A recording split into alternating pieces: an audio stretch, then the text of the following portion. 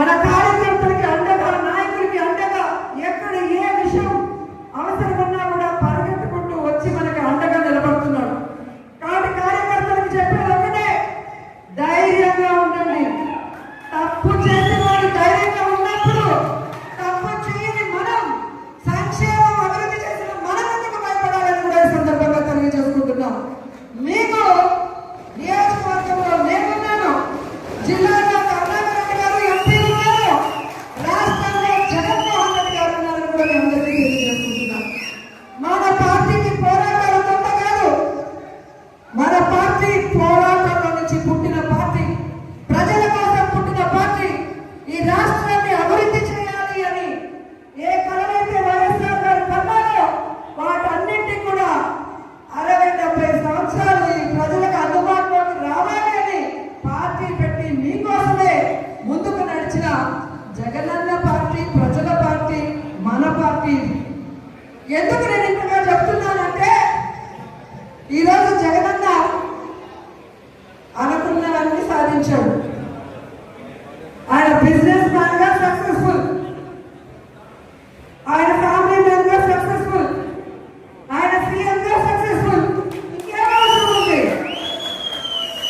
కానీ రాష్ట్రంలో కూటమి ప్రభుత్వం వచ్చిన తర్వాత వాళ్ళు చేస్తున్న అరాచకాలు, విధ్వంసాలు చూసి మనని నమ్మిన కార్యకర్తల్ని మనం కాపాడుకోవాలి, మన కోట్లేసిన ప్రజలకు మనం అండగా నిలబడాలన్న చిత్తశుద్ధితో ఆ రోజు నుంచి ఈ రోజు వరకు పని చేసుకుంటూనే వెళ్తున్నారు.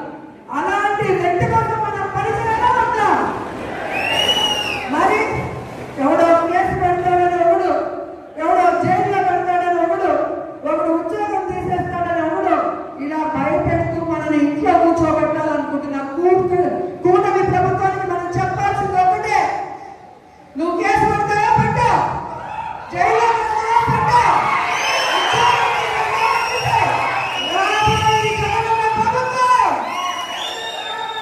కేసులు పెట్టినోడికి, విధ్వంసాలు సృష్టించినోడికి వడ్డీతో సహా ఇచ్చేస్తాం. ఎవరికి ఉద్యోగాలు పోయినా వాళ్ళందరికీ కూడా గుడ్ బుక్ లో పేర్లు వేసి వాళ్ళకు ఉద్యోగాలు వస్తాయి.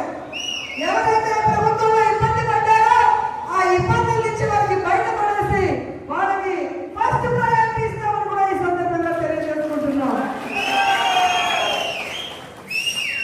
ఇప్పటికే జగన్మోహన్ రెడ్డి గారు ప్రకటించిన విధంగా రైతులకి అండగా రాష్ట్ర వ్యాప్తంగా మొన్ననే పోరాటం జరిగింది.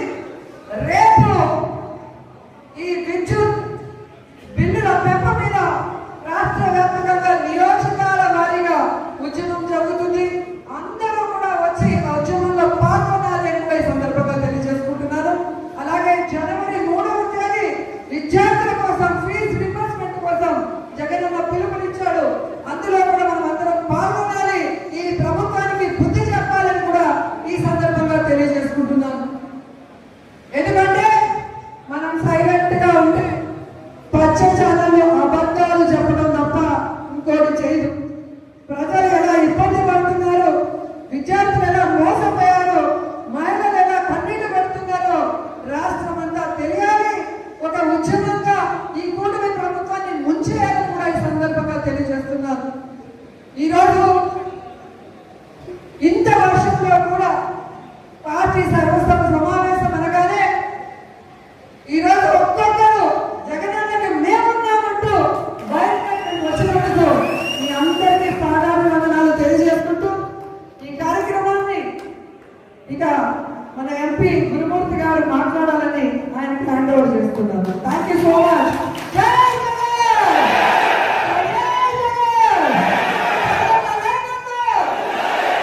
హిట్ టీవీ యాప్ ని డౌన్లోడ్ చేసుకోండి. ఇందులో short news, live news, entertainment movies అన్ని అవైలబుల్ గా ఉన్నాయి. Please download hit TV app. Hit TV యాప్ని ఫ్రీగా డౌన్లోడ్ చేసుకోండి.